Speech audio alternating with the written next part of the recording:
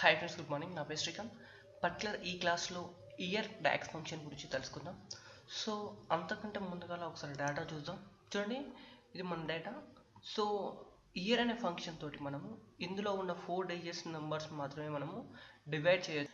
అప్పుడు న్యూ కాలం క్లిక్ చేయండి. ఓకేనా? న్యూ కాలం క్లిక్ చేసేసి ఇప్పుడు ఏం చేయాలంటే ఇయర్. ఓకేనా? చూడండి, మనం ఏ డాక్స్ ఫంక్షన్ అన్నా రాసే ముందు ఫస్ట్ దాని గురించి చూడండి. ఇక్కడ returns the year of a date as a 4 digit integer. ఓకేనా? దాని యొక్క సింటాక్స్ ఏముంది, సింటాక్స్ కూడా ఫాలో కావాల్సి ఉంటుంది. సింటాక్స్ ఏంటంటే ఏదైనా ఒక డేట్ కాలం అనేది యాడ్ చేయాలని సింటాక్స్ ఉంది.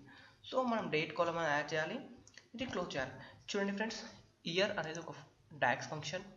ఈ ఓపెన్ పారాంథసిస్, క్లోజ్ పారాంథసిస్ అని కంపల్సరీ ఉండాలి. తర్వాత ఫినాన్షియల్స్ అంటే మనము ఈ యొక్క ఫినాన్షియల్ అనే టేబుల్లో డేట్ అనే కాలం నుంచి ఇయర్స్ని వేరు చేయాలి. అంటే దీని యొక్క ఇయర్ యొక్క సింటాక్స్లో ఏముంది, డేట్ అనేది ఉంది. అంటే డేట్ కాలం అందులో పెట్టేస్తే ఆ డేట్ కాలం నుంచి ఇయర్స్ మాత్రమే డివైడ్ చేసేస్తుంది. చూడండి, ఇప్పుడు మనం క్లిక్ చేసేసామనుకో మనకు ఓన్లీ ఇయర్స్ ఒకటే డివైడ్ అయిపోయి ఇలా మనము ఇయర్ అనేది వెయిట్ చేసేసుకొని మనకు కావాల్సిన విధంగా వాడుకోవచ్చు. ఓకేనా? Thank you friends, bye.